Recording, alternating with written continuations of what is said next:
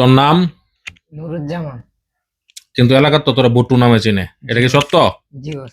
ওকে, আজকে তোকে একটি সহজ প্রশ্ন করব, যদি তুই উত্তর দিতে পারিস তোর জন্য আছে 1,000 টাকা পুরস্কার, ডাইরেক্ট দিয়ে দেব।